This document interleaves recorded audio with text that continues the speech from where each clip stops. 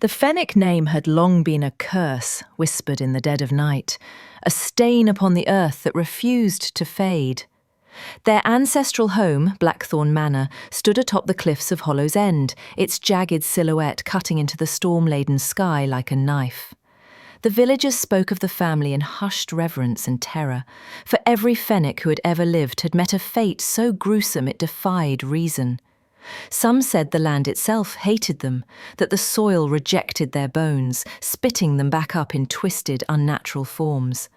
Others believed something far worse, that the Fenwicks had invited their doom centuries ago in a moment of desperate, unholy bargaining. Now, as the last heir, Victor Fenwick, stepped across the threshold of the decaying estate, he could feel the weight of that ancient sin pressing down on him, suffocating him with the certainty that his bloodline was never meant to endure. The moment the door creaked shut behind him, the air grew thick with the scent of rust and rot. Blood, old and fresh, seeping from the very walls. Victor's lantern flickered, as though afraid, casting monstrous shadows that slithered along the floorboards. His father's last letter had warned him not to return, the ink smeared as if by frantic, trembling fingers. The house remembers, it hungers, and it will take you as it took all of us. Now, standing in the foyer, Victor understood. The portraits lining the halls weren't just paintings, they were watching him. Their eyes tracked his movements, their lips twitching into ghastly smiles as he passed. That first night, the whispering began, a voice, guttural and wet, murmuring his name from the depths of the cellar. The sound of something heavy being dragged across the floor above him, though the upper levels had been abandoned for decades. He found the hidden door in the library, its surface carved with symbols that made his head throb. Ancient, blasphemous things that spoke of pacts and payment. Behind it, a staircase descended into utter blackness, the air so cold it burned his lungs. At the bottom lay the family crypt, but the coffins were all shattered, their occupants missing, all except one. A single pristine casket, its lid slightly ajar, the inside lined with deep, frantic scratches. Then came the dreams. A figure tall and emaciated, its limbs too long, its face a smooth, featureless void, standing at the foot of his bed. It spoke without a mouth, its voice slithering into his mind. You are the last. The debt must be paid. He woke each time with the taste of soil and decay in his mouth, his skin prickling as if unseen hands had been clawing at him in the dark. The villagers refused to meet his gaze when he ventured into town, their faces pale with dread. The old sexton, his hands shaking, warned him of a thing that fed on bloodlines, a horror that had been waiting, patient as the grave, for the Fenwick name to finally break. On the night of the new moon, Victor uncovered the truth. The crypt wasn't empty, it was a tomb of horrors. The missing Fenwicks were there, their bodies twisted and fused into the walls, their mouths stretched in eternal soundless screams. And in the centre of it all stood the thing that had been waiting. It wore his mother's face, but its eyes were black pits, its smile stretching far too wide. You were born to die, it crooned, reaching for him with skeletal fingers. The last Fenwick, the final sacrifice. Victor ran, but the house had other plans. The doors locked themselves, the windows melted into solid stone, and the walls began to weep, thick, dark blood. He could hear it behind him, its laughter, a chorus of his ancestors' dying wails. As its icy grip closed around his throat, he realised the terrible truth. The Fenwicks were never a family. They were livestock, and now the last of them had been led to slaughter. The Fenwick curse was older than the town itself, a blight upon the earth that festered in the shadows of Blackthorn Hollow. Their manor, a monstrous structure of blackened stone and sagging timbers, loomed over the village like a vulture waiting for death. No one could say for certain when the family's damnation began, but the stories were always the same. Children born with too many teeth, brides who withered to husks on their wedding nights, patriarchs found mangled in their beds, their bodies arranged in impossible shapes. The villagers crossed themselves at the mention of the Fenwicks, for they knew the truth. The family's blood was poison, their lineage a slow, screaming descent into madness. And now, as the sole surviving heir, Lydia Fenwick, returned to claim her inheritance, she would learn the horrifying reason why the Fenwick bloodline was never meant to endure. The moment she stepped inside, the house sighed, the very walls exhaling a breath that reeked of spoiled meat and wet earth. Lydia's lantern flickered wildly, as if the darkness itself were trying to snuff it out. Her uncle's final letter had been a rambling, incoherent thing, the words bleeding together in frantic terror. "It waits beneath the house. It remembers our faces. Do not let it see yours." Now, standing in the grand hall, she understood. The portraits weren't mere paintings. They were alive, their eyes rolling to follow her, their lips peeling back in silent, hungry grins.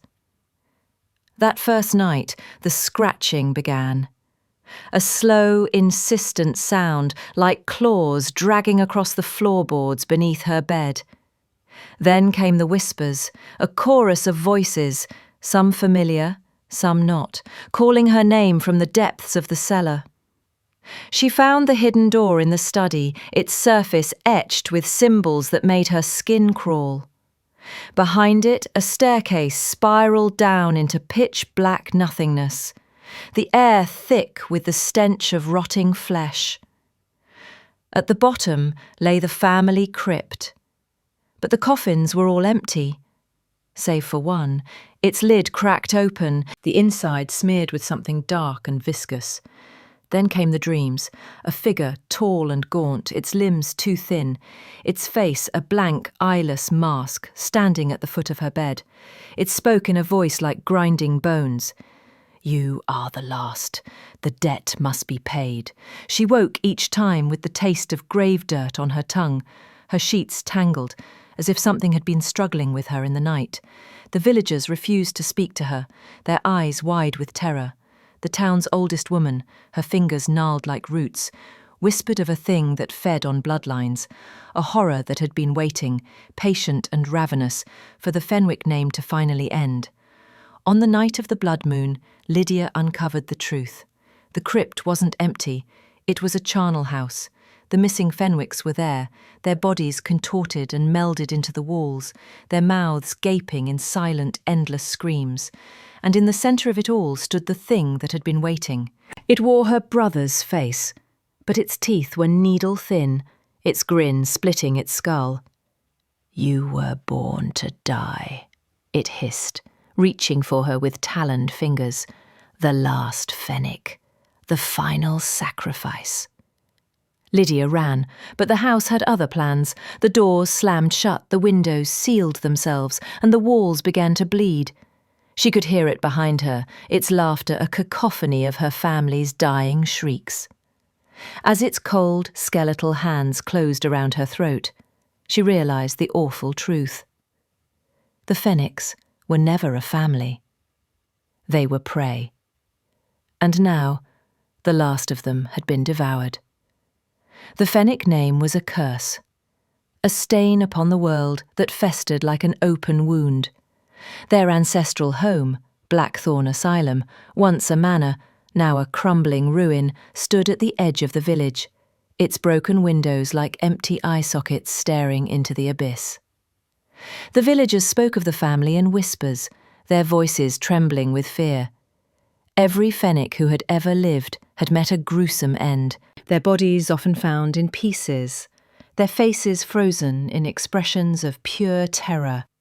Some said the land itself rejected them, that the trees twisted away from their graves, the earth refusing to hold their bones.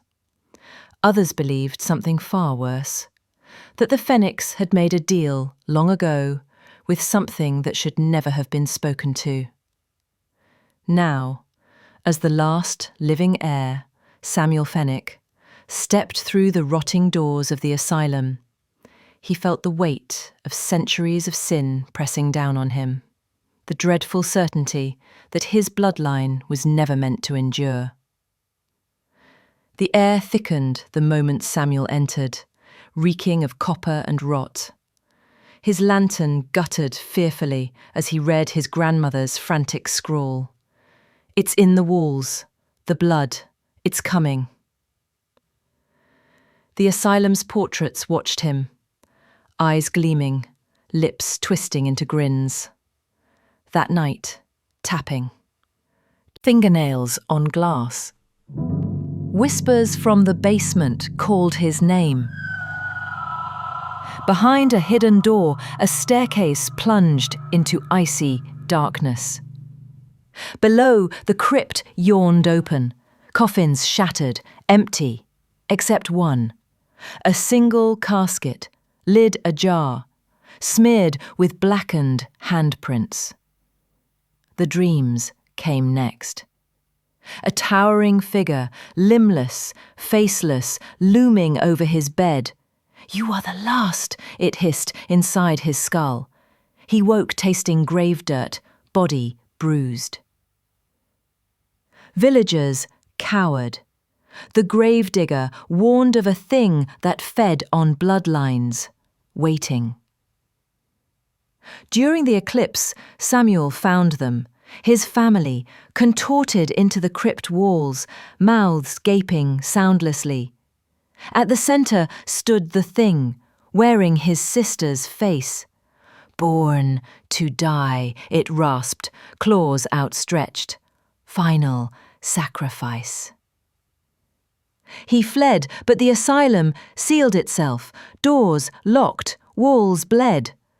Its laughter, his family's dying screams, chased him, icy fingers closed around his throat. The truth struck. Fenwicks were never a family, only prey, and now the last was eaten.